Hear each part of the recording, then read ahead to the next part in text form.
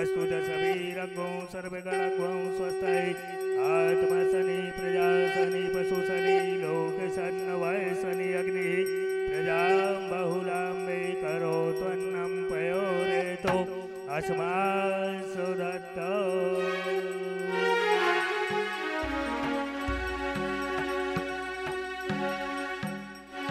परम पूज्य व्यासी भगवान की जय। श्री श्याम सदा शिव भगवान की जय। श्री हनुमान जी महाराज की जय। जय जय श्री राधे श्याम।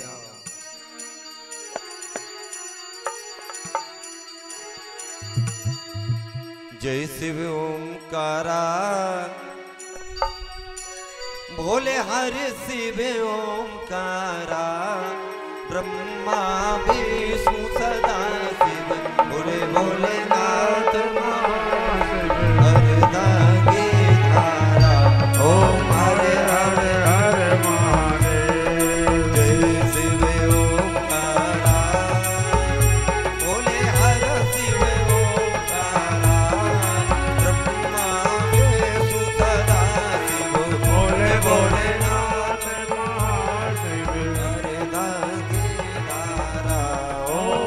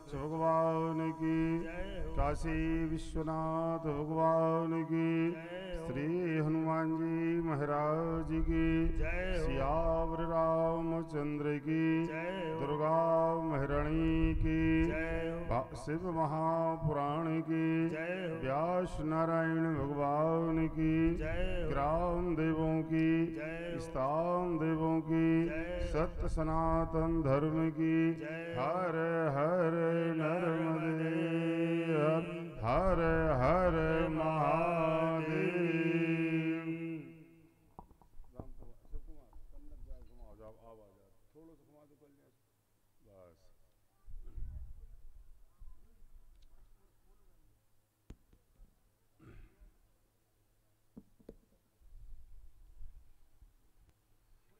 श्री गणेशाय नमः।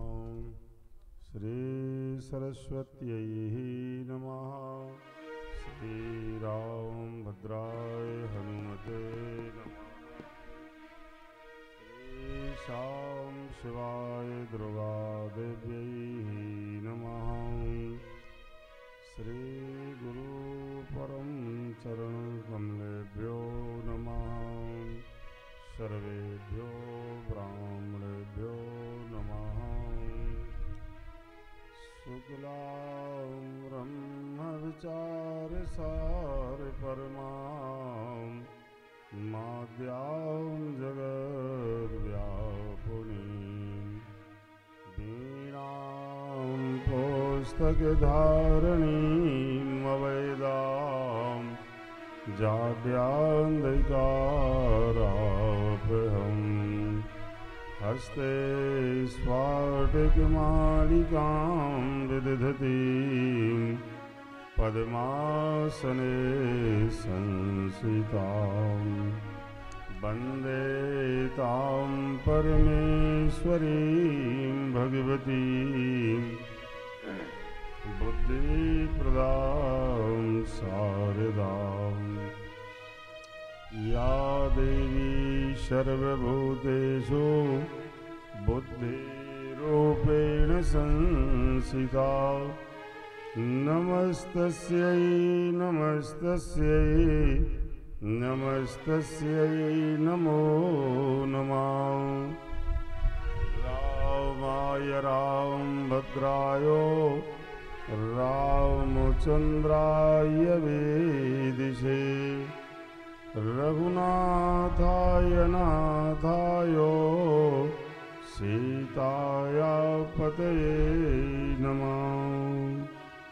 नारायणं नमस्कृत्य नरं चैव नरोत्तमं देवीं सरस्वतीं व्यासं ततो जयमुदीरयेत्।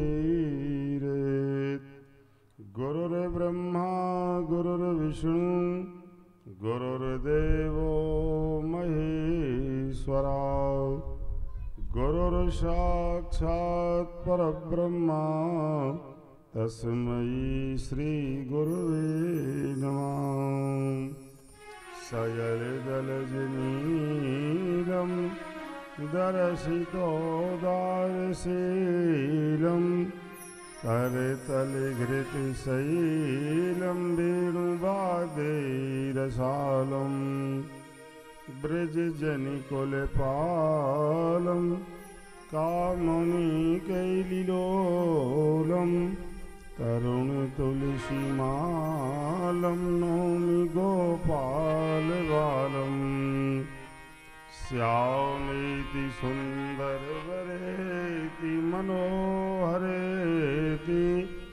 कन्दर्पिकोटिललितेति सुनागिरेति सौत्कण्ठमन्निगृणति ग्वहिराकुलाक्षि साराधिकां मयि करानुभवेत् प्रसन्ना। भक्ति भक्त भगवंत गुरु चतुर्नाम बपुए तिनके पद बंधन किए नासे विघ्न अनेक। बंदों तुलसी के चरण जिनकी नो जग काज, कलि समुद्र बूढ़त लख्यो, प्रगट्यो सप्त जहाज। अपने अपने घरन की सभी काहू को पीर, और तुम्हें पीर सभी घरन की धन्य धन्य रघुवीर। बोलिए शंकर भगवान की जय हो। सियावर रामचंद्र की जय हो। हनुमान जी महाराज की जय हो। दुर्गा महारानी की जय हो। हर हर नर्मदे हर। जय जय श्री राधे श्याम। तो आइए आज सच्चिदानंद आनंद कंद मर्यादा पुरुषोत्तम परमात्मा राम की असीम कृपा, अनंत बलवंत ज्ञानियों में यज्ञ लसी धूमतलाली महाराज के आशीर्वाद से आइए जगत जननी जगदम्बा पराम्बा पराशक्ति भगवान शाम शिव की कृपा से यह शिव पुराण का आज देखिए सप्तम दिवस आया। हम सभी लोग कथा सुनने के पूर्व 2-4 बार भगवान नाम स्मरण करें, तत्पश्चात भगवान की मंगलमय कथा हम सभी लोग प्रेम से श्रवण करेंगे। 2-4 बार भगवान नाम स्मरण करिएगा। बोली शंकर भगवान की जय हो।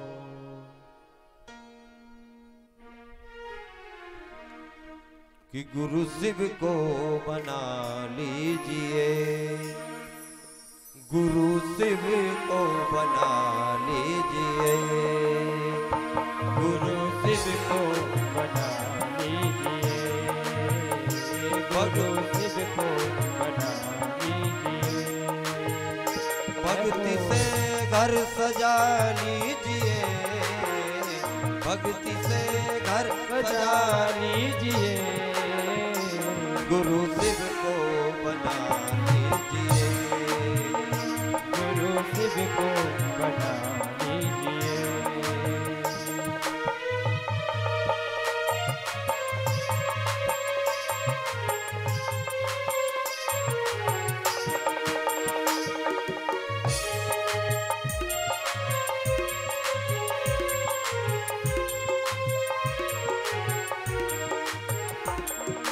शिव को बना लीजिए, गुरु शिव को बना लीजिए, भक्ति से घर सजा लीजिए, भक्ति में घर सजा लीजिए, गुरु शिव को बना लीजिए, गुरु शिव को बना लीजिए।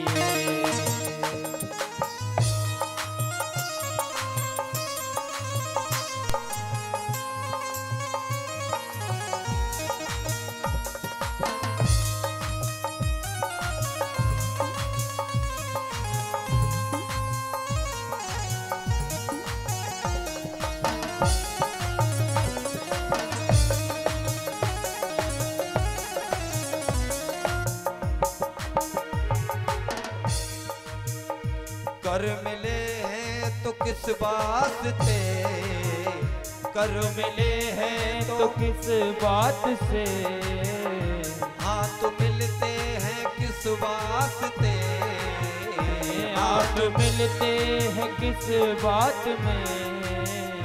अब तो ताली बजा लीजिए, अब तो ताली बजा लीजिए, ओ गुरु शिव को बना लीजिए, गुरु शिव को बना लीजिए, भक्ति से घर सजा लीजिए, भक्ति में घर सजा लीजिए, गुरु शिव को बना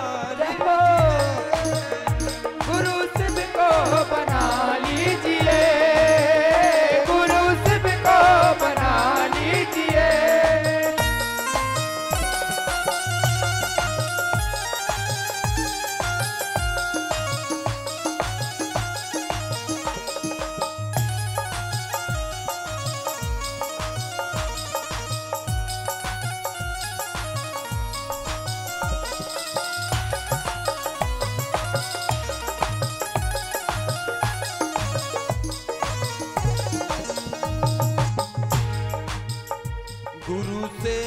से, गुरु सेवा से तुम ज्ञान का, गुरु सेवा से तुम ज्ञान का, गुरु सेवा,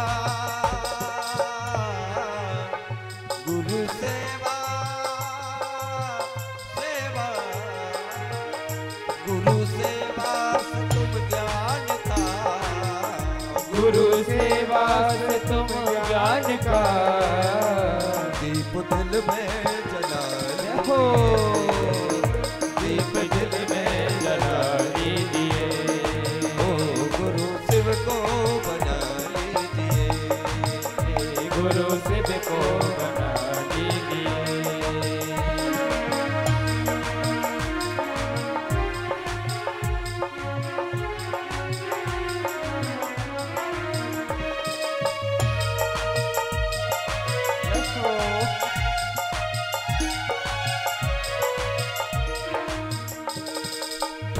शिव चर्चा नहीं आए तो, शिव चर्चा नहीं आए तो, शिव चर्चा नहीं आए तो, शिव चर्चा नहीं आए तो, ओ शिव चर्चा नहीं आए तो, शिव चर्चा नहीं आए तो,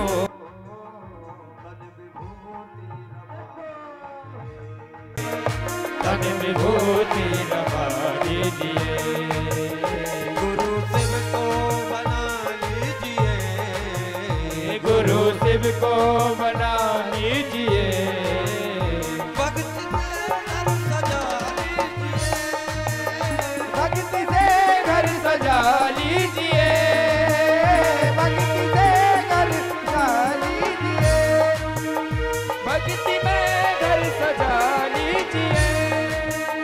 हाथ नहीं हाथ लाचार है, हाथ नहीं हाथ लाचार है, वो हाथ नहीं हाथ लाचार है, हाथ नहीं हाथ लाचार है, और है तो ताली बजा है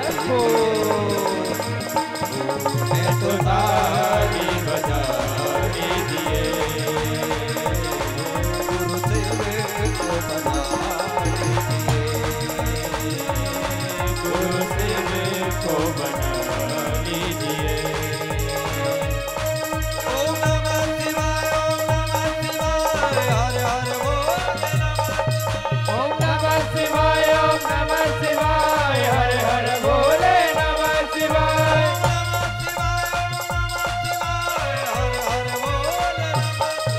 ओम नमः शिवाय, ओम नमः शिवाय, हर हर बोले नमः शिवाय, ओम नमः शिवाय, ओम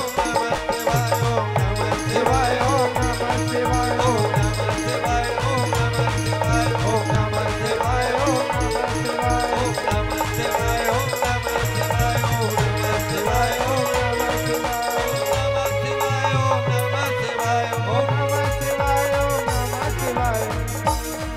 गुरु शिव को बना लीजिए, गुरु देव को बना लीजिए, ओ गुरु देव को बना लीजिए।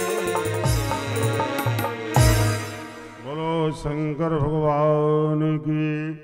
अतुलित बलिधाम महम शैलावदेहम धनुजीवन कृशानम ज्ञानिनामाग्रगण्यम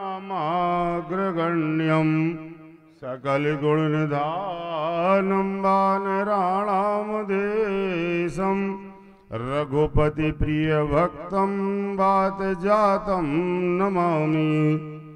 तो आइए आज सच्चिदानंद आनंद कंद परमात्मा की ये कृपा कि देखिए भगवान ने हमें ये मानव तन प्रदान किया और मानव तन की व्याख्या भी ये है अनेक जन्मों के जब शुभ कर्मों का फल हमारा उदय होता है तो याद करना हमें भगवान मनुष्य योनि में भेजते हैं और मनुष्य योनि में आने के बाद भी जब हमारे अच्छे पुण्यों का उदय होता है तो आज हम सुंदर वर्ण में हमारे लिए भगवान जन्म देता है। और आप विचार करना अगर सुंदर वर्ण में सुंदर शरीर पाकर आज मानवता में मानव योनि में जन्म लेने की बाद अगर अच्छा सत्कर्म किया तो आवश्यक रूप से देखिए विचार करना, जो भगवान कहते हैं ना कि उसके साथ में चलता हूँ, उसके साथ में चलता हूँ। जो भगवान पर आश्रित हो जाए याद करना, भगवान ने स्वयं कहा है गीता में, अर्जुन अनन्या चिंतयन्तो माम यो जना पर्युपासते और तेषां नित्याभियुक्तानां योगक्षेम वहाम्यहम्। अर्जुन से भगवान ने कहा, अर्जुन तू जितनी धर्म की बात कर रहा है, कर्म की बात कर रहा है, याद कर अर्जुन, जो मेरे ऊपर आश्रित रहता है मैं सदैव उसके पास किसी को भेजता नहीं हूँ। बोले और बोले मैं स्वयं उसकी इच्छा पूर्ण करने के लिए जाता हूँ, भगवान कभी किसी को भेजते नहीं है। और याद करना, एक बार ऐसा प्रश्न अकबर ने बीरबल से किया था। क्यों? बोले क्यों बीरबल, ये बताओ। बोले क्या? बोले तुम्हारे कैसे भगवान, कभी राम, कभी कृष्ण, कभी बाराय, कभी कच्छप, कभी कूर्म, कभी मत्स्य, जाकर के नाना रूप लेते हैं, बताइए आप कैसे भगवान हैं आपके? हमारे बीरबल ने उत्तर दिया, याद करना, हाँ बोले महाराज हमारे भगवान ऐसा ही करते हैं, बार बार अवतार लेते हैं। तो क्या तुमने देखा? बीरबल ने कहा बिल्कुल देखा। तो क्या मुझे बता दोगे? बोले बिल्कुल बता दूंगा कि मेरे भगवान अवतार लेते हैं। बोले कब बताओगे? बोले केवल 15 दिन में बता दूंगा। 15 दिन में बता दूंगा कि हमारे भगवान अवतार लेते हैं। हमें आज 15 दिन का अवकाश दे दो। आइए, आज दरबार से बीरबल को 15 दिन का अवकाश प्रदान हुआ। 15 दिन पूरे हुए। 15 दिन में बीरबल ने देखे तैयारी की। जैसा अकबर का एक सलीम नाम का राजकुमार था, छोटा बालक, एक मोम का पुतला बनाया। याद रखना है, बीरबल ने मोम का पुतला बनाया और मोम का पुतला बनाकर 15वें दिन जाकर कहा, बोले महाराज चलो आज मैं मेरे राम और कृष्ण के अवतार की बात बताऊंगा आपको। कहाँ बताओगे? जानते हैं आप, दिल्ली में अकबर ने शासन किया है और दिल्ली में यमुना नदी निकलती है। बोले महाराज ग्रीष्म काल का समय है, आज चलो नदी में नौका बाहर भी हो जाए और वहां मेरे राम और कृष्ण के अवतार की बात भी हो जाएगी। चलिए, बहुत सी नाव तैयार हुई, बादशाह जा रहे हैं, गोताखोर अंगरक्षक सारे लोग तैयार हो जाते हैं। और देखिए, आज एक नाव में बीरबल और दूसरी नाव में महाराज अकबर, अन्य नाव साथ चलती हैं। थोड़ी नाव आगे चलती है और बीरबल ने देखिए वो मोम का पुतला जो सलीम जैसा था ना, उसे अपनी गोदी में बिठाया, बिल्कुल वैसे ही वस्त्र पहनाए। थोड़ी नाव आगे बढ़ी, महाराज अकबर ने देखा, क्यों बीरबल, मेरा इकलौता बेटा भी ले आए आप? बोले महाराज मैं क्या करूं, चल रहा था। मैंने पूछा कहाँ जा रहे? मैंने कहा नौका बाहर करने। ये बालक रोने लगा तो भेज दिया, मैं ले आया। तो बोले याद रखना, इसकी जिम्मेदारी तुम्हारे ऊपर है। बोले बिल्कुल चिंता नहीं करना महाराज। देखिए, नाव थोड़ी आगे चलती है, बीच धार में जहाँ तेज बहाव था वहां इस बालक को छोड़ दिया। अकबर नहीं देख पाए, वो बीरबल ने छोड़ दिया। लेकिन ज्यों ही देखिए क्या हुआ, अकबर की तो निगाह उस समय से दृष्टि जो है बालक पर ही थी। अकबर ने छलांग लगा दी। किसी नौका से गोताखोर से नहीं कहा, किसी अंगरक्षक मंत्री से नहीं कहा, और स्वयं ने छलांग लगा दी। और छलांग लगाई, देखे मोम का पुतला लेके बाहर आए। देखा बीरबल को डांटने लगे, क्यों बीरबल इतनी बड़ी हरकत की तुमने? विचार करो, अगर मैं ही डूब जाता और मैं ही मर जाता तो क्या होता? ज्यों ही ये कहा, बीरबल ने उत्तर दिया, याद करना है आप। बोले महाराज इतने बड़े देश का बादशाह है, जिसके साथ अंगरक्षक गोताखोर सारे लोग थे, अगर आपका बेटा ही गिर गया तो आपको नौका बचा करके देखिए, नौका गोताखोर से कहना था और आपने स्वयं छलांग लगा दी। मंत्री से कहना था, अंगरक्षकों से कहना था। डांटा वो बीरबल को। बोले क्यों बीरबल, ये तो मोम का पुतला निकला है ना। अगर मेरा असली बेटा होता, जब मैं मंत्री से कहता, मंत्री आगे आदेश करता, तब तक जाकर के मेरा बेटा मर ही जाता। इसलिए अच्छा ऐसा है तो आपने छलांग लगा दी। बोले हाँ। तो बोले महाराज जब एक देश का बादशाह है, अपने बेटे के लिए अपनी जान लगाने के लिए छलांग लगा देता है, तो आप ही विचार कीजिए हमारे जगत का पिता जब इस भारत वर्ष पर अपने भक्तों पर कष्ट होता है तो भगवान किसी को आदेश नहीं देता, वो स्वयं छलांग लगाकर यहाँ आ जाता है। ज्यों ही ये कहा, आज बादशाह ने इस बात को भैया स्वीकार किया। यथार्थ में राम, यथार्थ में कृष्ण अपने भक्तों का कष्ट निवारण करने के लिए अवतार लेते हैं।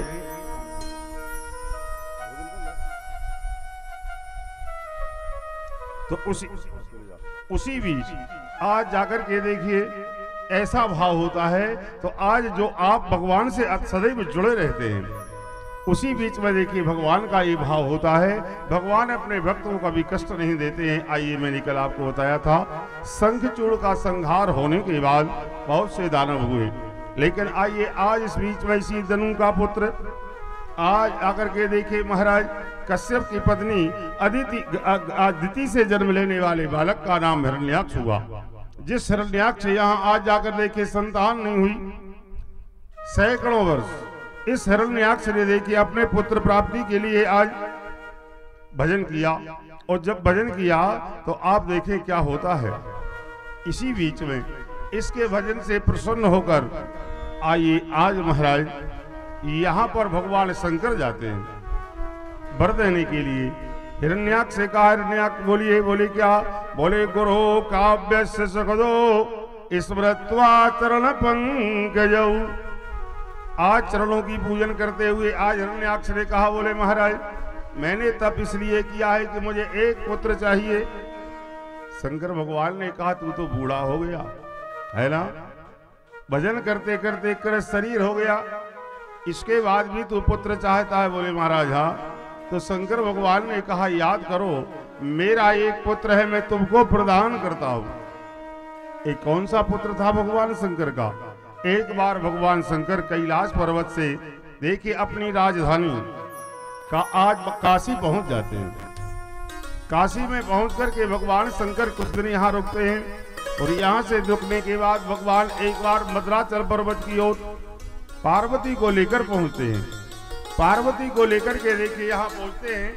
उसी बीच क्या हुआ देखें आप, भगवान शंकर बैठे हुए थे, पार्वती अपनी सखियों के साथ भ्रमण कर रही थी। मैया पार्वती देखिए अचानक आ जाती हैं और आकर के मैया पार्वती ने आज भगवान शंकर के दोनों नेत्रों को बंद कर लिया था भैया। पीछे से आकर नेत्रों को इतने कस के बंद किया कि भगवान शंकर की आज आंखों से अश्रु धाराएं निकल पड़ी। कई अश्रु धाराएं निकल पड़ी नेत्र बंद करने से। आज भगवान शिव की आंखों में अंधकार छा गया, सारी सृष्टि में अंधकार छा गया था। जिस समय भगवान शंकर ने देखे हाथ रखा, पार्वती ने सोचा था पहचान नहीं पाएगी। भगवान शंकर ने प्रिया पार्वती की उंगलियों से कहा, देवी पार्वती आपने तो परिहास किया, आपने परिहास किया, मेरे नेत्रों को बंद किया, मेरे नेत्रों से आंसू आ गए। पार्वती जी ने अपने हाथ दूर किए, आंसू आने से एक बालक ने जन्म ले लिया भैया। बड़ा विकराल काला बालक था ये, जिसका बड़ा भारी शरीर था, लेकिन याद करना ये बालक बहुत बलवान था, परंतु अंधा हुआ क्योंकि शंकर भगवान के नेत्र बंद थे। तब ये बालक अंधा हुआ तो पार्वती ने कहा, ये किसका बालक है? बोले पार्वती ये तुम्हारा ही बालक होगा, इसका नाम बोले अंधक होगा। ये अंधक नाम का बालक देखिए आज हुआ। तो इस अंधक के लिए आज भगवान शंकर ने हिरण्याक्ष से कहा, हिरण्याक्ष अगर चाहो तो मेरा बड़ा बलवान बेटा है, इसे तुम ले लो। आज जब ही ये कहा तो आप देखिए उसी बीच आज जाकर भगवान हिरण्याक्ष ने इस अंधे छोटे से बालक को ले लिया और बालक को लेकर के देखिए अपनी राजधानी आया भैया। यहाँ पर भगवान शंकर काशी नगरी आते हैं और जिस काशी नगरी में भगवान कुछ दिन के लिए रुकते हैं। और आप देखिए यहाँ पर हिरण्याक्ष ने जब देखा मेरा बालक धीरे धीरे बड़ा बलवान है, अंधा जरूर है, इस हिरण्याक्ष ने सारे देवताओं को परास्त करके इस पृथ्वी को लेकर पाताल लोक चला जाता है। और जब ये पाताल लोक चला जाता है भैया, आज सृष्टि का जब उद्भव हो रहा था, भगवान ब्रह्मा ने देखे निवेदन किया पृथ्वी कहाँ है। उस बीच में भगवान ने 12 अवतार लेकर देखिए हिरण्याक्ष का आज पाताल लोक में संहार करके प्रदान कर दी थी भैया। आज इस पृथ्वी को प्रदान किया। उस समय आज ये अंधक बहुत बलवान हो चुका था। सारे लोगों ने अंधक को यहाँ का राज प्रदान किया। और जिस समय इस बात का पता हिरण्यकश्यप को चला, मेरे अनुज आज मारने वाला ये विष्णु है, नाना रूप लेकर के ये मारता है, तो देखिए हिरण्यकश्यप भी तप करने को चला गया। और यहाँ पर अंधक ने आज ऐसा राज चलाया भैया, और अपनी सारी सेना लेकर आज इसने भगवान शंकर पर ही आक्रमण करना चाहा। क्योंकि ये आज देखो तो सही, नाना प्रकार से देवताओं को कष्ट दिया, दैत्यों को कष्ट दिया जा रहा है। तो आप देखिए आज भगवान शंकर से इसने महान युद्ध लड़ा था। इस बीच में आइए जाकर के इस अंधक ने बहुत युद्ध लड़ा, और ऋषि भार्गव इस युद्ध में आज जाकर के देखिए इनकी सहायता करते हैं। भगवान शंकर ने ऋषि भार्गव के लिए क्या किया था,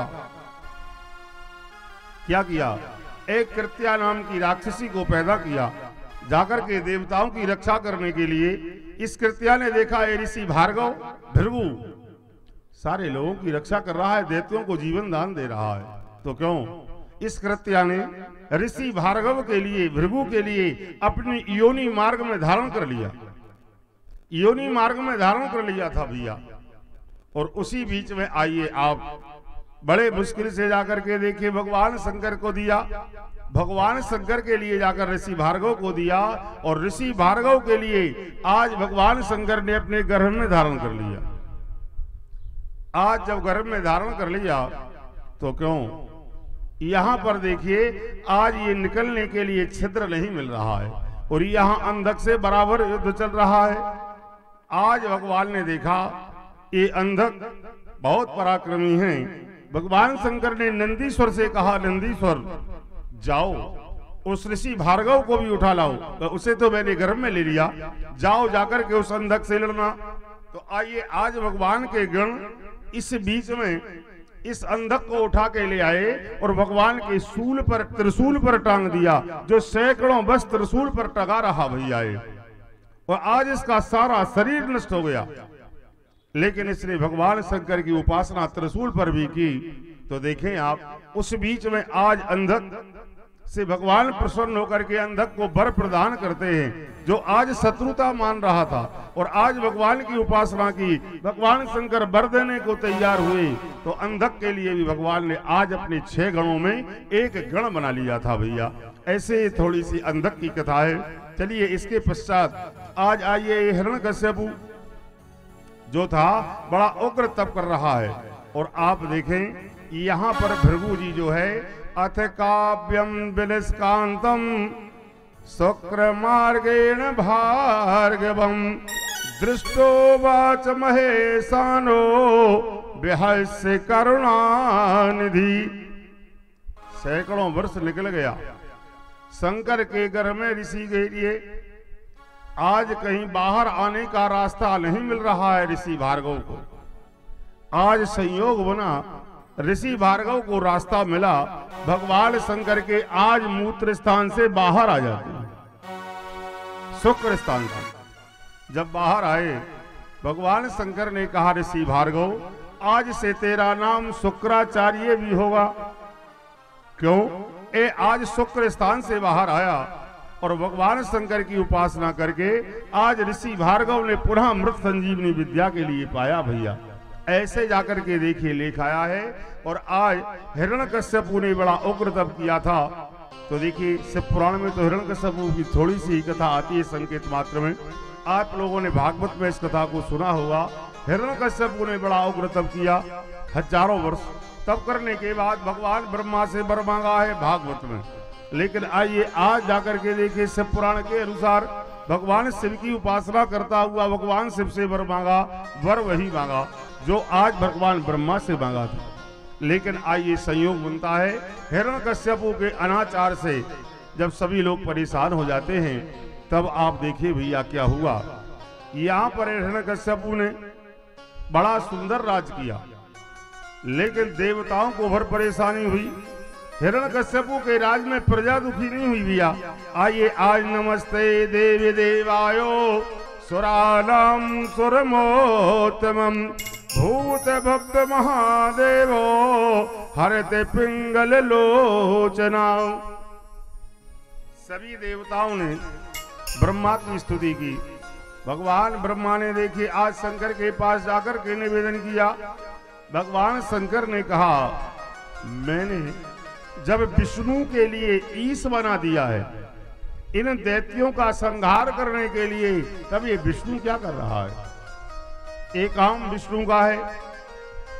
आइए आप हिरण्यकश्यप के लिए निमित्त आज इनका छोटा पुत्र प्रहलाद बनता है। भैया हिरण्यकश्यप की पत्नी कयाधु के गर्भ से एक नहीं 4 बलवान बालकों ने जन्म लिया था। एक का नाम अनुलाद, एक का नाम सोहलाद, एक का नाम जाकर के देखिए अनुलाद, अहलाद, सोहलाद और चौथे का नाम प्रहलाद था। भैया ये 3 बहुत बलवान बालक थे। नारद के उपदेश से कयाधु के गर्भ में इस प्रहलाद ने भगवत धर्म की शिक्षा को सीख लिया था। और आज संयोग बना थोड़ा सा कथांतर आता है। देखिए प्रहलाद को गर्भ से ही ज्ञान था और गर्भ का ज्ञान याद रखना कभी नष्ट नहीं होता है।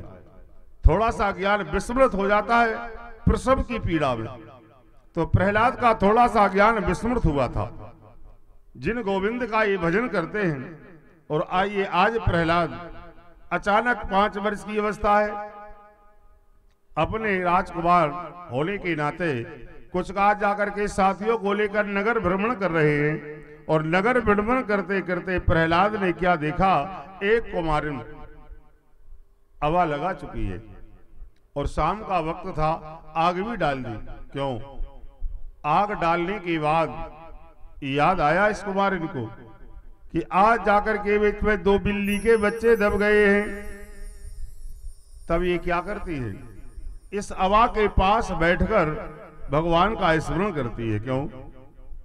है गोविंद, है माधव, है मोहन, इनको बचा लेना। प्रहलाद ने देखा, क्यों कुमारन किस ईश्वर को बुला रही है? ये यहां से नहीं सुनेगा, वो तो महलों में बैठा है। वहां जाकर के आवाज लगा।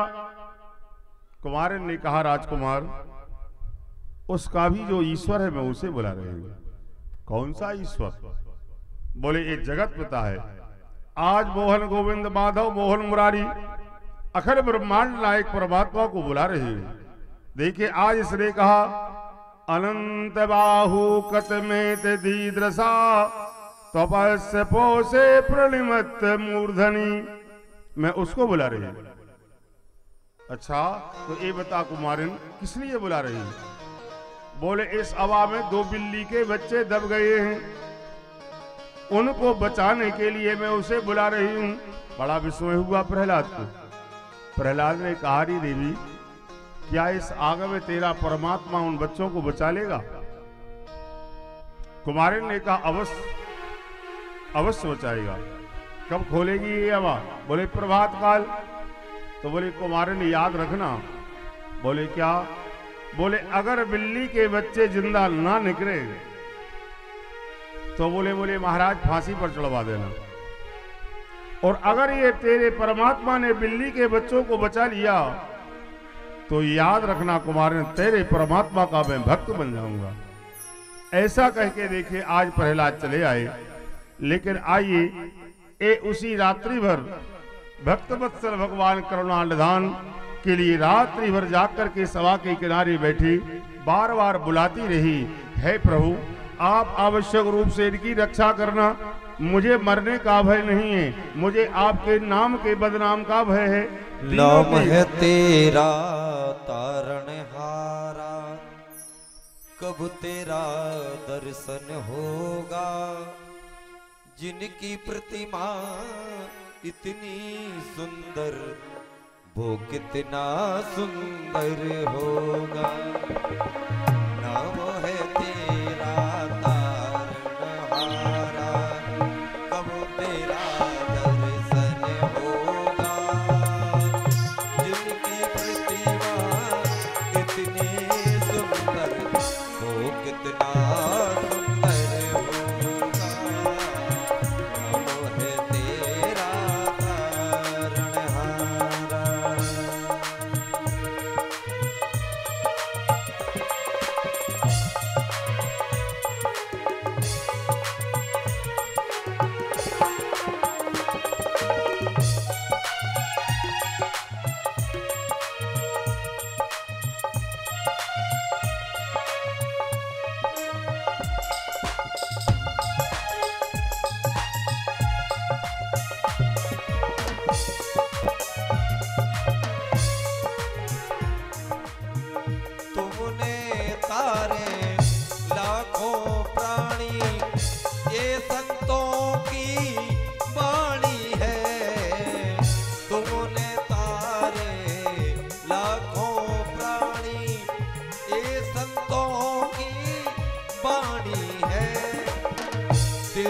छवि पर ओ मेरे भगवन ए दुनिया दीवानी है। तेरी छवि पर मेरे भगवन ये दुनिया दीवानी है। भाव से तेरी पूजा रचाऊं, भाव से तेरी पूजा रचाऊं। जीवन में मंगल होगा, जिनकी प्रतिमा कितनी प्यारी हो, कितना सुंदर होगा। नाम है तेरा तारनहारा।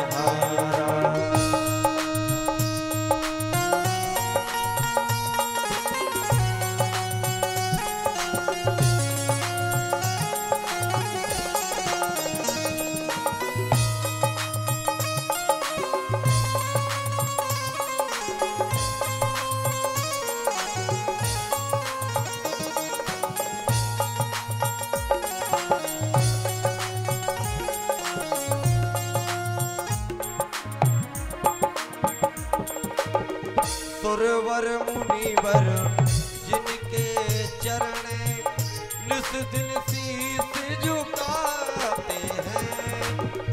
सुरवर मुनिवर जिनके चरण में निस दिन शीस झुकाते हैं।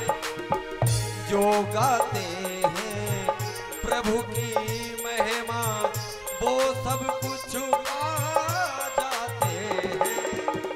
जो गाते हैं प्रभु की महिमा वो सब कुछ पा जाते हैं।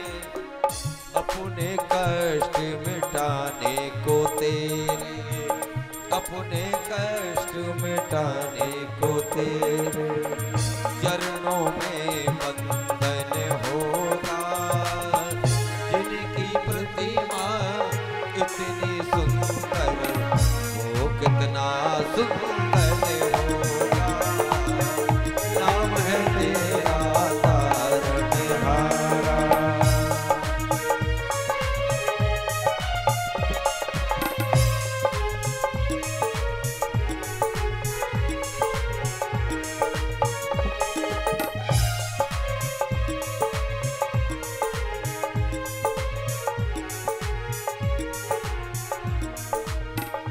ऐसी दया कर देना भगवान, निश्चल गुजरे ए जीवन।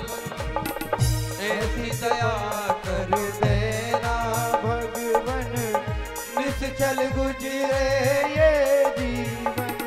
ओ रंग लगे नहीं कपट झूठ का, ओ पावनों मेरा तन मन। रंग लगे नहीं कपट झूठ का, ओ पावनों मेरा तन मन।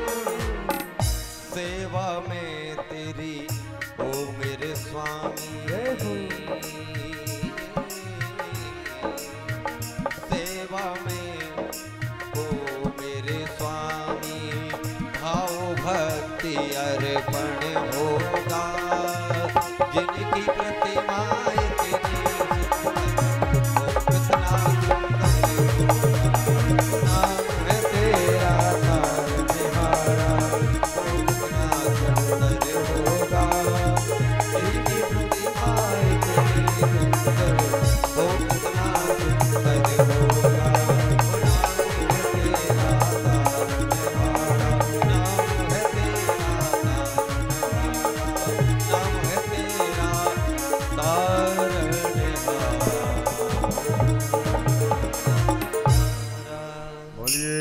वत्सल भगवान की।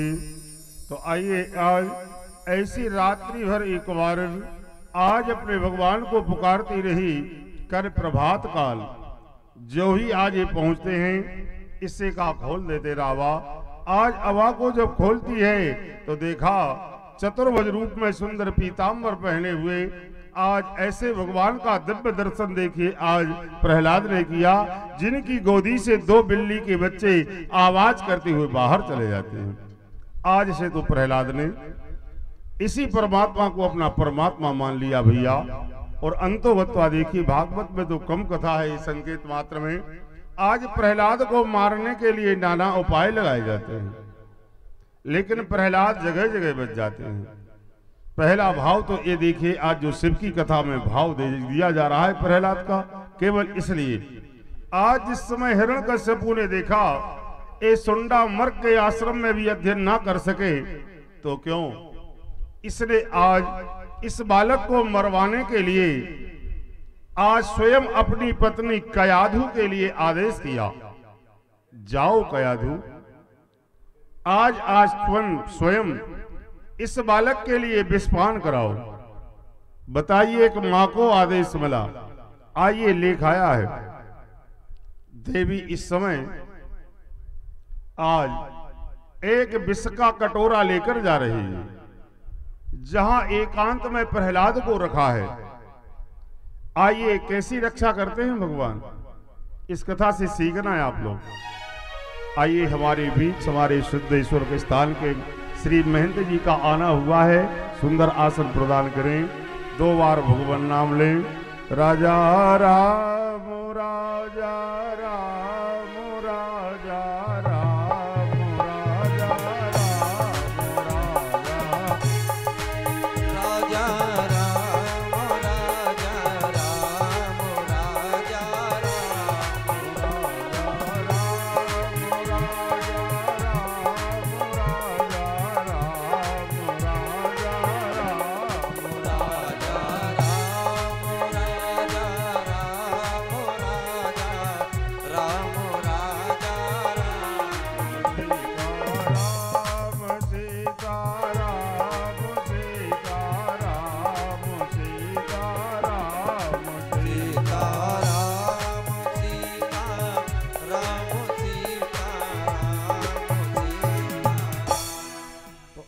इस बीच आज प्रहलाद के लिए बचाने को कौन दुखी हुआ, आप समर्पित होकर देखिए भगवान को। देखिए सब पुराण में लिखाया, आज देवी लक्ष्मी विचलित हो जाती है, आज देवी लक्ष्मी विचलित हो जाती हैं। लगता है प्रहलाद को मरना पड़ेगा। हलाहल विष का कटोरा लेके मां जा रही है, क्यों? और भगवान विष्णु के बस की बात नहीं है, ये विष से बचा ले। तो देखिए देवी लक्ष्मी ने क्या किया आज।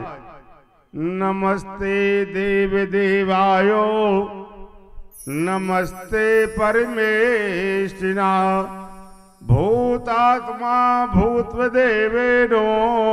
क्यों? भूत भावन भगवान शिव के लिए यजन किया किसने? देवी लक्ष्मी ने। देवी लक्ष्मी ने निवेदन किया, हे महादेव। भगवान महादेव ने कहा, कहो ना लक्ष्मी क्या बात है। बोले प्रभु, आज हमारे भक्त की रक्षा का भार आपके लिए है, इस हलाहल विष से तो आप ही रक्षा कर पाएंगे। भगवान शिव ने कहा, चिंता ना करो लक्ष्मी, ये विष क्या करेगा, मेरा तो काम ही है विष पीना। क्यों? सुना होगा आप लोगों ने, समुद्र मंथन में भी तो भगवान ने आज कितना विष पिया था, कितना विष पिया था। आनंद रामायण में थोड़ी सी कथा आती है, आनंद रामायण का ये श्लोक एक कथा बताती है कि आज भगवान ने जब इतना विष एक अंजलि बना करके पी लिया, तो यहां पर विष्णु को बड़ा विस्मय हुआ था। समुद्र के किनारे समुद्र मंथन के समय भगवान विष्णु ने शंकर भगवान से पूछा था, भगवान ये तो बताओ, आपने इतना भारी विष पी लिया और आपको तो कुछ नहीं हुआ। भगवान शंकर ने कहा, ये तो बहुत थोड़ा सा था। हाँ, अगर ये सारा समुद्र विष बन जाए, इसे मैं पान कर जाऊंगा। अच्छा, जब ये कहा तो विष्णु भगवान ने कहा, कोई जड़ी बूटी जाना तो क्या आप कि डाल तले दाब लगी कसू भी खा जाओ का है ना बात। हाँ हाँ बोले जानता हूं। शंकर भगवान ने कहा, याद करना महाराज। बोले क्या? बोले मैं कुछ भी खाऊं। फिर हाँ बोले जब मैं कुछ भी खाऊं, मेरे गले से नीचे जो सामान जाता है वो राख बन के जाता है। क्या? भस्मी बन के, राख बन के। अब बताओ राख गुस्कान का कर है आप। ये राख क्या करेगी नुकसान। भगवान विष्णु ने आनंद रामायण में पूछा था, ए बताओ प्रभु कौन सी बात जानते हैं आप। शंकर भगवान ने जानता हूं ना। तो बोले मुझे भी दे दो। हाँ बोले ले लो, मैं तो देने ही बैठा हूं, लेने तो आ जाए कोई। शंकर भगवान ने जब ये कहा तो विष्णु भगवान ने हाथ बढ़ा दे दो, कोई जड़ी बूटी होगी डाल में दबावेगी, क्या भी है दवाई, जब विष पचा ली आ जाए, है ना। शंकर भगवान ने कहा नहीं नहीं नहीं, ये हाथ में देने की नहीं है। बोले और? बोले ये तो हृदय में रखने की। बोले क्या है? बोले बहुत छोटी सी दवाई है। क्या है? आइए शंकर भगवान ने कहा, आनंद रामायण का ये श्लोक है, श्री राम नाम मृत मंत्र बीजम और संजीवनी चेन मसी प्रविष्टा और हालाहलंबा प्रलया नलंबा और कुतो नलंबा कुशलम कुतो भी। शंकर भगवान ने कहा ये हलाहल विष क्या करेगा मेरा। बोले क्या? बोले मेरे गले में एक बहुत संजीवनी मंत्र है। बोले मुझे बता दो। भगवान शंकर ने कहा ले लो। बताओ। बोले सुनो। बोले श्री राम नामा मृत मंत्र बीजम, मेरे गले में राम है। क्या है? श्री राम नामा मृत मंत्र बीजम, मेरे गले में राम है। मैं जो भी खाता हूं मेरे राम उसे राख बनाकर नीचे पहुंचाते हैं। ये विष मेरा क्या करेगा? तो क्यों ये है दवाई, है ना। मैंने कल भी बताया था, अगर राम नाम से शिव नाम से जुड़ जाओगे जीवन में निश्चिंत हो जाना, निश्चिंत हो जाना। आपका कभी बाल भी बांका नहीं होगा। अगर आप जपने लगें और आप जाकर के जुड़ जाएं भगवान शिव से, भगवान राम से, याद रखना गर्व से कह देना किसी से मेरा बाल बांका नहीं होगा। हाँ भैया, लेकिन जुड़ जाएं तब, भगवान के नाम से जुड़ जाएं तब। लेकिन हम लोग तो करते क्या हैं, आप ही बताएं। एक आध माला जपी और माला जपते ही जपत में आ जाता है भाव कि हमारा मोड़ा अच्छे से पास हो जाए शंकर जी का। बिल्कुल बस है ना बात, बिल्कुल सही बताना आपने। एक लोटा जल चढ़ाया जैसे तैसे कभी सोमवार के दिन, उस दिन में 5 बातें हृदय में आई, भगवान ऐसा कर देना। मैंने एक दिन और कहा था और आज भी कह रहा हूं, याद रखना जीवन में मांगना नहीं भगवान से। अगर आपने मांगा तो कुछ नहीं मिलेगा। हाँ बिल्कुल, ये गारंटी है। आप अगर मांगोगे तो भिखारी बन जाओगे। अरे दानी बनो, क्यों, है ना बात। गीता का श्लोक कहता है दानी बनो। और एक और बात याद रखना, अगर आपसे किसी ने पैसे ले लिए हैं और वो ना लौटाए, घबराना नहीं, वो तो बैल बन के लौटाएगा, गधा बन के लौटाएगा। हाँ, लेकिन आप मत खाना किसी का। अगर आपने खा लिया तो याद रखना उसे चुकाने के लिए अनंत बार आपको आना पड़ेगा, अनंत बार आना पड़ेगा और उसका ऋण चुकाना पड़ेगा। इसीलिए याद रखें, मांगना नहीं भगवान से, देना आप भगवान को। क्यों?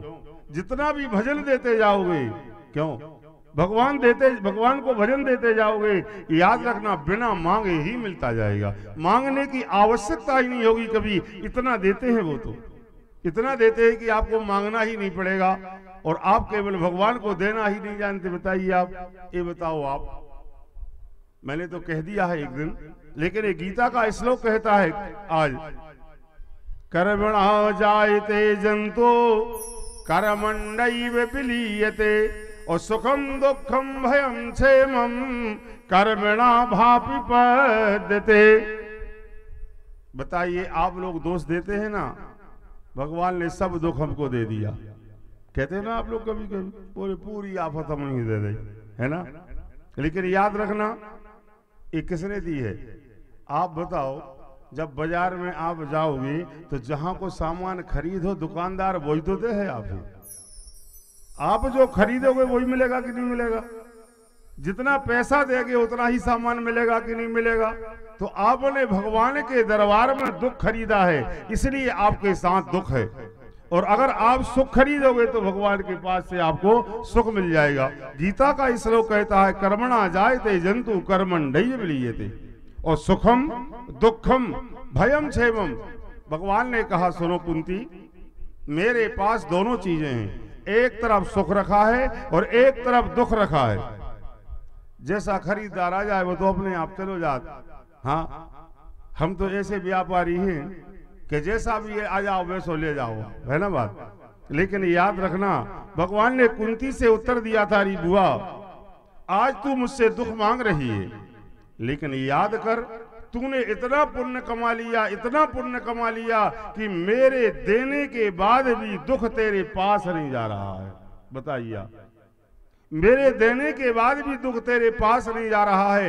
ये है भगवान के भजन का प्रभाव, ये होता है भगवान से कर्मनिष्ठता का प्रभाव, ये होता है भगवान से सत्यनिष्ठा का प्रभाव। अगर आप राम नाम बैंक में खाते खोल लो, बस बात खत्म, है ना बात। डिपॉजिट करो राम नाम, भगवान शिव के नाम का भजन करो। आप एक खाता खोल लो, जहां एटीएम फंसा होगी वहीं निकल आएंगे क्या भैया, है ना बात। और खाता नील है तो कहूं भी फंसा देना, पैसा नहीं निकलेगा आपका। तो चाहे मंदिर में जाके मांगना और चाहे जंगल में मांगना, अगर आपने भगवान को कुछ दे रखा है तो मिलेगा, अन्यथा मांगते रहो कुछ नहीं मिलने वाला है। तो आइए, बिल्कुल यही भाव था कि आज यहाँ पर लक्ष्मी ने जब निवेदन किया भगवान महादेव से, भगवान महादेव ने कहा चिंता न कर, आइए कयाधु जिस समय उस एकांत स्थान में जहाँ ध्रुव प्रहलाद को रखा है, कहा बेटा आज तेरी माँ तेरे पिता की आज्ञा से हलाहल बिसलाई है। माँ ने प्रकट कर दिया था, इसलिए प्रकट किया था कि ये अवज्ञा कर देगा, नहीं पिएगा। लेकिन बालक प्रहलाद तो हंसते हंसते बोला, माँ आज तो मेरी माँ का प्रसाद मुझे बहुत दिन में मिल रहा है, ला मुझे प्रदान कर। ज्यों ही कटोरा हाथ में लिया और आज एक तुलसी का पत्ता डाला क्यों, और पीने के लिए जिस समय प्रारंभ किया, भगवान शिव ने सारा का सारा विष खींच लिया, सारा का सारा विष खींच लिया। आज बालक बच गया। आप लोगों ने भागवत में सुना होगा इस कथा को विस्तार से कि देखिए अनेक उपाय करने के बाद भी प्रहलाद नहीं मरा, और आज प्रहलाद को बचाने के लिए भगवान ने स्वयं हिरण्यकश्यपु को मारने के लिए नरसिंह का अवतार लेकर के भैया आज हिरण्यकश्यपु का संहार कर दिया। बोलो शंकर भगवान की। इसके बाद आइए, आज भगवान शंकर ने गजासुर का संहार किया, और इसके बाद चलिए आज भगवान शंकर के महाभक्त थोड़े से बाणासुर की कथा है, तत्पश्चात चलिए सोमनाथ की कथा सुनाते हैं। तो आज यहाँ पर क्या है, भगवान शंकर का एक अनन्य भक्त है जिसका नाम आज बाणासुर था भैया।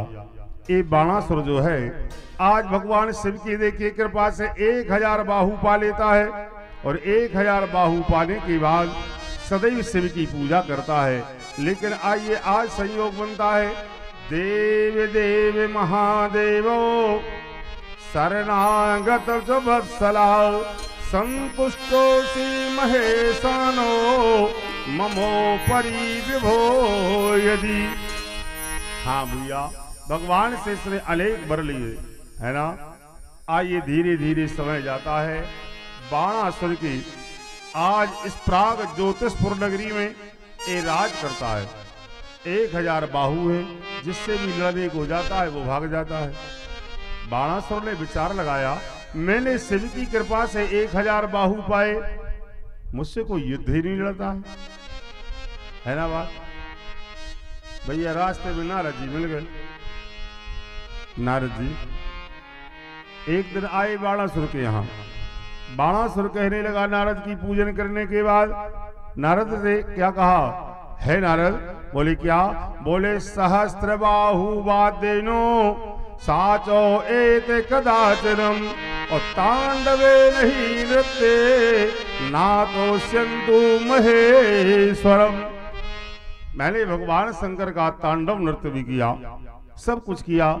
मैंने जगह जगह जाता हूं, कोई लड़ने को तैयार नहीं होता है। नारद मेरे बाहु खुजला रहे। बाहु खुजा रहे? बोले हाँ। तो क्यों? बोले क्या करें? इसने कहा बाणासुर ने, नारद तुम ही मुझसे युद्ध लड़ो। नारद जी हंसने लगे, क्या भैया? बोले क्या बाणासुर, अगर बछेरू बांधने होते तो बाबा ही काय क्यों होते, आप जा बताओ, है ना बात। हाँ, लेकिन याद रखना है आप लोग, संत के पास जाने से निराशा कभी होती ही नहीं, होती नहीं। संत नारद ने कहा चिंता ना करो, बाहु खुजलाने वाला मिल जाएगा, है ना। एक दृष्टांत मुझे याद आया। आप लोगों ने देखा जो गर्मी को सीजन आ का है भैया, बहुत ऊंट आते हैं, गाल रोबारे आते ना अपना, और ये क्या करते हैं, एक जगह से दूसरी जगह अपना डेरा लगाते ही हैं। एक दिन की बात है, एक छोटे से जंगल में पहुंच गए। क्यों जंगल में पहुंचे? आज जब इनका डेरा लगने लगा तो ग्वार रोज तो बिठा था उन्होंने, ऊंटों बांधने पर था भैया ना, भाग जाते हैं। एक ऊंट रह गया बदले के लिए, 60 ऊंट थे इनके पास, 59 ऊंटों को बांध दिया। संयोग से रास्ते में कहीं एक खूंटी और एक रस्सी गिर गई। अब ये 2 लोग थे बैठे ऊंट के पास, बोले अब तो रात भर जगने पर ना ऊंट भग जाए का है। इन्होंने कहा भैया देखो कोई यहाँ मिल जाए, एक रस्सी और खुटिया मिल जाए। देखा जंगल में संतों के आश्रम होते हैं, संत के आश्रम में आरती हुई, झालर बजने लगी, कुछ प्रकाश दिखा तो एक तो ऊंट को रखाने में बैठा रहा और एक बाबा जी के पास गया, प्रणाम किया। बोले क्यों भैया भक्त क्या बात है? बोले महाराज जी थोड़ी सी मदद करो मेरी। बोले क्या करें? बोले एक छोटी सी रस्सी और एक खुटिया दे दो। काय भाई? बोले हमारे 59 ऊंट बंध गए, एक रह गया। बाबा जी ने कहा भैया यहाँ ना तो खुटिया मिले न रस्सी मिले है, हम तो बाबा जी हैं, लेकिन नहीं, आश्रम में आए हो निराश नहीं जाओगे, ये है संत कृपा। याद रखना आप लोग। संत जी ने कहा जाओ तुम्हारे ऊंट को बांध देना, तो ऊंट वाले ने कहा पहले रस्सी तो दो फिर बांध है। क्यों भैया है ना, फिर बांधेंगे। तो आइए उसी बीच संत जी ने कहा जाओ बांध देना। अरे बोले भाई बांधेंगे कैसे? बोले जैसे 59 बांधे वैसे ही 60 बांध देना। तो बोले 60 में बांध भी, रस्सी और खुटिया नहीं है। अरे बोले मैंने कह दिया जाओ, जैसे वैसे ही रोज बांधते वैसे उसके पाँव के पास हाथ लगा देना और वैसे ही खुटिया गड़ा देना। बोले महाराज वो बनेगा नहीं। बोले मेरी गारंटी है, अगर तुम्हारा ऊंट भग जाए तो मुझसे पैसे ले जाना, इतनी गारंटी नहीं का है। आए लोग उसे एक पथरा में एक पथरा मार दो, है ना, और ऊंट के पांव के पास नुहरियां लगा दें। ऊंट समझ गया कि हम बंध गए, इतनी सीधी बात है ये। ऊंट बैठ गया।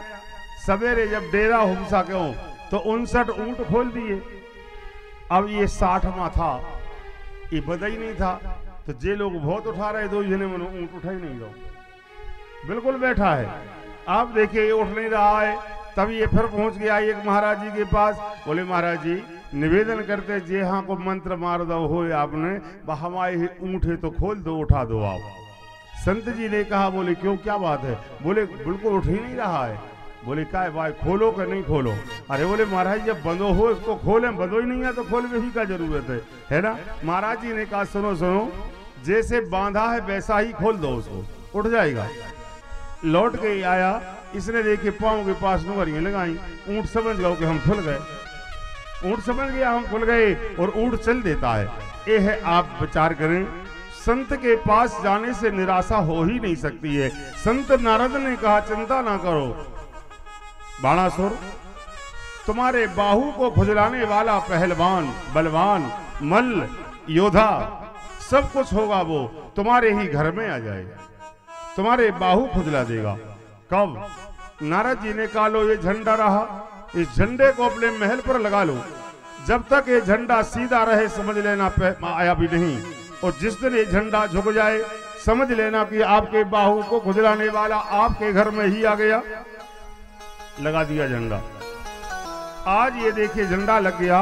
तो आइए इसी बीच में क्या हुआ, आप धीरे धीरे देखिए समय आया। एक दिन क्या होता है, यहाँ पर बाणासुर की पुत्री उषा है भैया, इसने रात्रि में स्वप्न देख लिया। अर्धरात्रि में इसने स्वप्न देखा, अस्मितो आर्त के मासे ऋतो धर्मास्तु माधवे द्वादश्याम शुक्ल पक्षे तू यस्तु घोरी निशामय। इस रात्रि में देखिए निशा में सो रही थी। हाँ, और अर्धरात्रि में इसने देखा कि एक जाकर के देखो तो सही पर पुरुष आया है, और पर पुरुष आकर के भैया इस उषा के साथ शयन करने लगा, इसके साथ रमण किया। और अर्ध विक्षिप्त अवस्था में ये छोड़कर भाग गया। ये अर्धरात्रि में ऊषा जागते ही कांत कांत कहने लगी। ज्यों ही इसने कांत कांत शब्द कहा, उस समय महाराज देखिए इसकी ऊषा की जो दासी है चित्रलेखा, महाराज कुंभांडक की पुत्री, देखिए इस देवी ने कहा कुंभांडा यथावृत्तम पृष्ठम प्रोवाच हर्षिता पर्यादिष्टा सुरे बाणस् योगम ऋतुम सुखस्तदा। आज इस देवी चित्रलेखा ने कहा, री पुत्री ये तो बता सही। बोले क्या?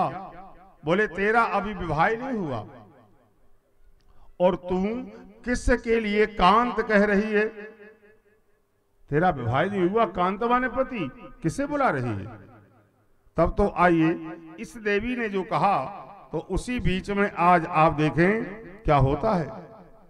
आज चित्रलेखा ने कहा तो बता मुझे, आज त्रैलोक में जो भी ये राजकुमार होगा मैं उसे उठा के ले आऊंगी, मैं उसे उठा करके ले आऊंगी। लेकिन बता दे सही। देखिए आज चित्रलेखा महामाया विद्या जानती है, अनेक राजकुमारों के चित्रों को बनाया और आज जाकर के संतापुर में सब कुछ करने के बाद ये मना करती जाती है। लेकिन जिस समय बलभद्र जी का चित्र बनाया कुछ हंसने लगी, इसके बाद कृष्ण का बनाया और मुस्कुराई, कृष्ण के बाद प्रद्युम्न का चित्र बनाया और प्रसन्न हुई, और प्रद्युम्न के बाद अनिरुद्ध का चित्र बनाया। एक कहने लगी यही है वो राजकुमार जो मुझे स्वप्न में दिखा और मुझे छोड़ के चला गया। तो देखिए ये क्या करती है आज देवी, अंतापुर द्वारम चो गते एव ब्रजौक साम इंगितैनुमानस्यो कन्यादौ शीलमाचरान। ए आज चित्रलेखा अपनी महामाया विद्या के बल कर द्वारका के अंतापुर में प्रवेश कर जाती है और यहां से पलंग के सहित अनिरुद्ध को उठा करके लेखिए ऊषा के सामने ले आई। ऊषा बड़ी प्रसन्न है। आज ये ऊषा बड़े प्रेम से देखिए रहने लगी। कुछ समय निकल गया, एक दिन मंत्री ने देखा इस ऊषा के लिए, आज जब देखा तो कहा महाराज, बोले क्या? आज मंत्री बड़े चतुर होते हैं ना। मंत्री ने कहा महाराज सुनो। बोले क्या? बोले देखो मुझे तो लगता है आपकी पुत्री का संबंध हो गया किसी पुरुष से। कन्या को बाहर देखा, ये चेहरा बता रहा है। जब ये देखा तो आपने देखे तुरंत कहा महाराज कन्या का विवाह कर दिया जाए। कहा मंत्री झंडा देखो, आज महलों पर जो ध्वजा लगी थी इसे देखा तो ये देखिए आज लटक चुकी थी। आज उसी बीच में समझ गया ये नारद का वाक्य है। देखिए बाणासुर एक लोह दंड लेकर अपने हाथ में चला भैया और आज ऊषा के महलों में पहुंच गया।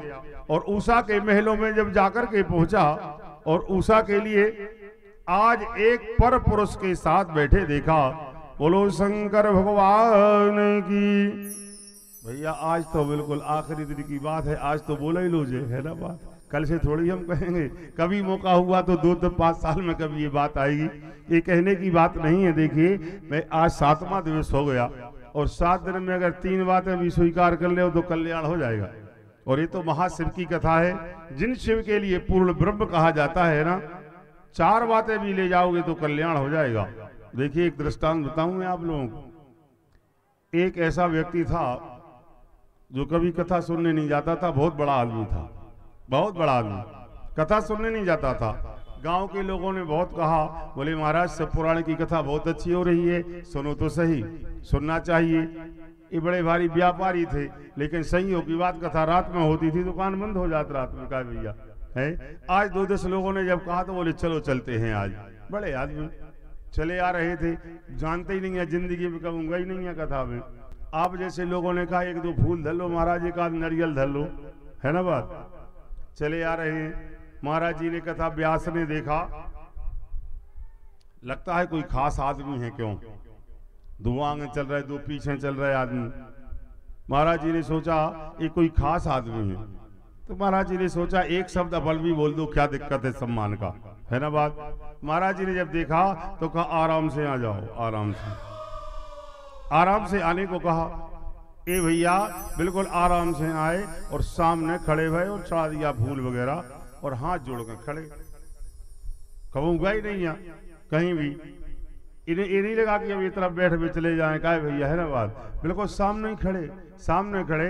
पंडित जी ने सोचा कोई बात नहीं, गांव की खास आदमी है तो ब्याह शासन के पास कहीं जगह रखी जात जैसी है ना कि कोई आ जाए ऐसी बात। तो आपने क्या कहा, बोले महाराज आराम से कहीं बैठ जाओ। इनने बहुत गौर से सुनी बात के कथा इतनी होत है कि आराम से निकल आओ, आराम से बैठ जाओ। बिल्कुल बैठ गए, हाथ ही जोर है, बिल्कुल बैठे रहे। 2-3 मिनट बाद नींद लग गई। दिन भर के थके मादे थे दुकान के, और कथा को स्वाद खा जाने की कथा होत कैसी है ना बात। सामने ही बैठ के सो गए। जैसे ही सोए पंडित जी को बहुत बुरा लगा कि बताओ क्या करें, सामने ही सो गए। अगर अगल बगल में सो जाओ तो भी कोई बात नहीं है, का भाई, है ना बात। जब सामने ही सो गए तो महाराज जी ने कहा ये तो बात बिल्कुल नहीं जम रही है। तो महाराज जी ने 2-4-5 मिनट बाद कहा, बोले महाराज आराम से खड़े हो जाओ। बेचारे खड़े हो गए, बिल्कुल हाथ जोड़े। 2-3 मिनट खड़े रहे। महाराज जी ने चौथी बात कह दी, बोले आराम से घर निकल जाओ। निकल गए घर।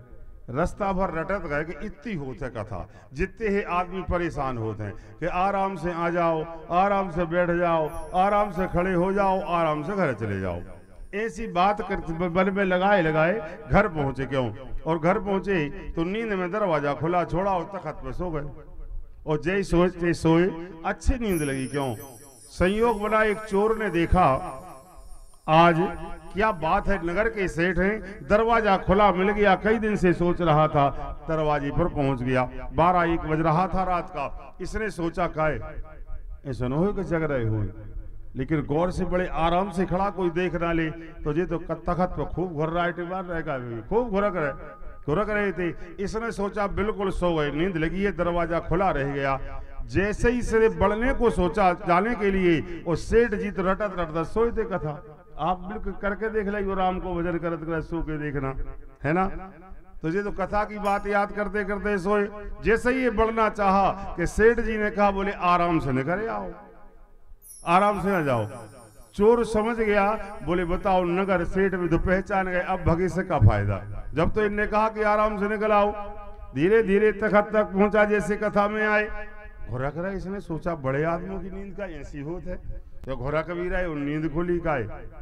2-3 मिनट विचार करता रहा, वो नींद लगी है। हाँ, जैसे ही विचार लगाया और सेठ जी ने कहा, बोले आराम से तहीं बैठ जाओ। चोर बिल्कुल गारंटी से समझ गया कि जग रहे, अब तो बैठ भी तक की कह दी क्या भैया। 5-10 मिनट ये सोचता रहा। बड़ी विचित्र बात है। सेठ जी ने फिर देखी, तीसरी बात कह दी कथा की, तो जैसी पंडित जी ने कही वैसे ही कथा बढ़ रहा है, है ना। इन्होंने तीसरी बात कही, बोले आराम से खड़े हो जाओ। ये बेचारा कपड़े लगा खड़ा रहा, और 2 मिनट बाद कह दिया, बोले आराम से अपने घर निकल जाओ। चोर को सीधा का सीधा घर आ गया, कुछ नहीं हुआ। लेकिन रात भर इसकी नींद नहीं लगी। क्यों? और इसने विचार लगाया, अब तो फांसी लगे, बहुत बड़े आदमी से उलझ गए। और पहचान लिया, अभी तो उन्हें आने दिया, लेकिन आज ना जाने क्या होगा, क्या होगा। तो आपने क्या किया, 200-500 रुपये धरे तीथे गाए और पहुंचे सेठ जी के पास, चरणों में रखे। बोले महाराज क्षमा करना, आज के बाद आपके घर के तरफ देखे न, हम बिल्कुल गलती नहीं करेंगे। बड़े आदमी बहुत चतुर हो, जानते हो आप। इन्हें बिल्कुल पता नहीं था। बोले सुनो सुनो, कोई बात नहीं, मैं सब जानता हूं, लेकिन बताओ आखिर क्या हुआ, बात आगे नहीं बढ़ाऊंगा। इतना कह दिया, मैं सब जानता हूं। इसने देखा और अपनी सारी बात बताई। जब सारी बात बताई तो सेठ जी के ज्ञान चक्षु खुल गए। बोले बताओ, आज इस चोर आया और आज ही मैं कथा सुनने गया। अगर कथा सुनने ना गया होता तो आज मेरा धन भी चला जाता। और चोर है का भैया, का गारंटी को मार भी जाता, तो को जान से भी हाथ धोना पड़ता। लेकिन भगवान की कृपा रही कि आज मेरा धन भी बच गया और मेरी जान भी बच गई। यह है कथा का फल। अगर 4 बातें भी आप ले जाओगे 7 दिन में और जगह जगह कथा सुनने जाते हो और एक कथा से अच्छा एक बात ले ले तो भी बातों को भंडार हो जाएगा आपके पास। इसलिए देखिए जयकारा में संकोच नहीं करना है। बोलो शंकर भगवान की। तो आइए आज जाकर के जिस समय बाणासुर अपनी पुत्री के महल में पहुंचा तो देखा आज उषा पर पुरुष के साथ चौपड़ खेल रही थी। एक लोह दंड इसके हाथ में था। कन्या से कहा पुत्री ये तेरे भवन में कौन है? आइए उसी बीच कन्या ने कहा हे पिताजी अनिरुद्धम महाबुद्धि, ये महाराज अनिरुद्ध हैं, बहुत बुद्धिमान हैं, जिनके साथ मैं चौपड़ खेल रही हूं। कहा देवी ये कौन है? बोले मेरा पति है। मेरी इच्छा के विपरीत तूने विवाह कब कर लिया? बोले महाराज बस ये जो होना था वो हो गया। लेकिन जब ये कहा तो आइए उसी बीच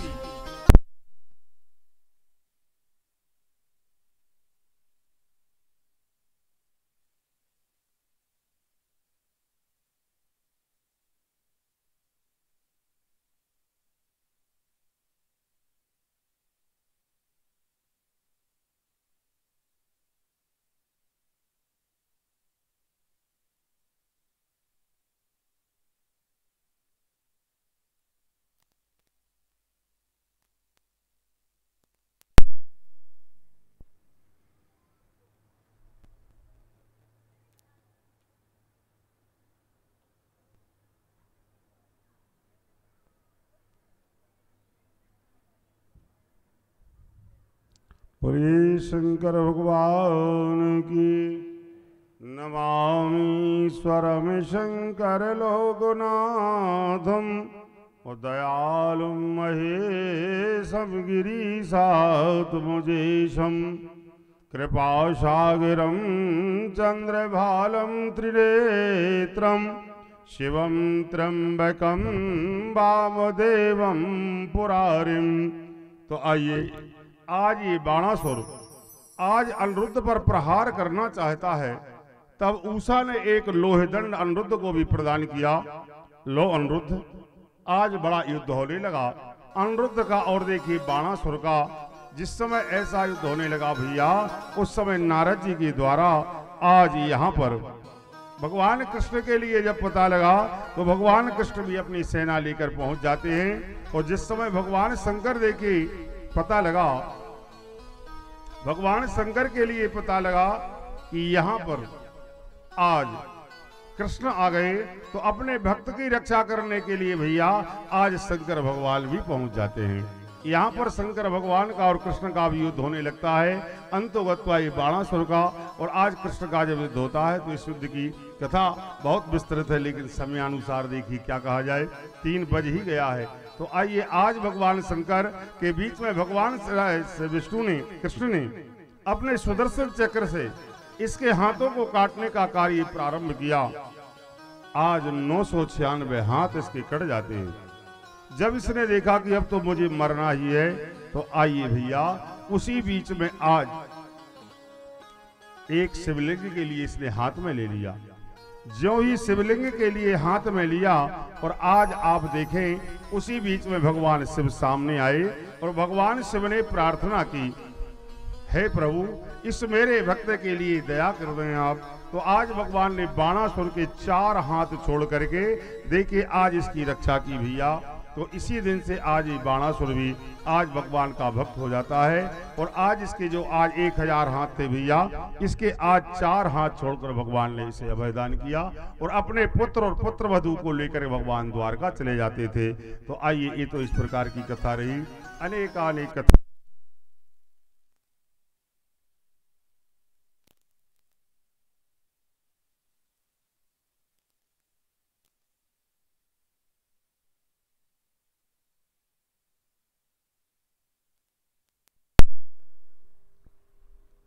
बोलो शंकर भगवान की। तो आइए इस बीच में अनेक कथाएं हैं। यहाँ अत्रेय जी ने भी देखिए तब किया था पुत्र प्राप्ति के लिए, और अनसुईया जी ने देखिए आज गंगा को बुला दिया था। गंगा ने जब आने को स्वीकृति प्रदान की थी, जब 1 वर्ष का आज अनुसुईया से शिव अभिषेक का फल ले लिया था। अनुसुईया से शिव जी के अभिषेक का 1 वर्ष का फल ले लिया था भैया। तो मैं तुम्हारे पति को जल प्रदान करती हूँ। तो आइए, आज अनुसुईया जी ने गंगा को भी बुलाया था और अत्रेय के घर में त्रिदेवों ने अवतार लिया था, इत्यादि कथाएं थी। लेकिन चलिए, आज शिव पुराण के अनुसार भगवान के ज्योतिर्लिंग की बात आती है। तो सबसे पहला ज्योतिर्लिंग सौराष्ट्र में सोमनाथ है। इनकी स्थापना कैसे हुई और किस लिए हुई, आइए, एक समय की बात है। श्रृणुता विप्रवक्ष्यामि तहन महात्म्यम जनीयथा और संक्षेपितो यथा बुद्धि सौम्यनाथस्ताम प्रथम लिंग है भैया। ये 12 ज्योतिर्लिंगों में पहला लिंग सोमनाथ है। यहाँ पर एक बार सोमनाथ, आप देखिए, चंद्रमा के यहाँ 27 स्त्रियां थीं जो महाराज दक्ष की ही कन्याएं, लेकिन ये चंद्रमा केवल रोहिणी से प्रेम करता है।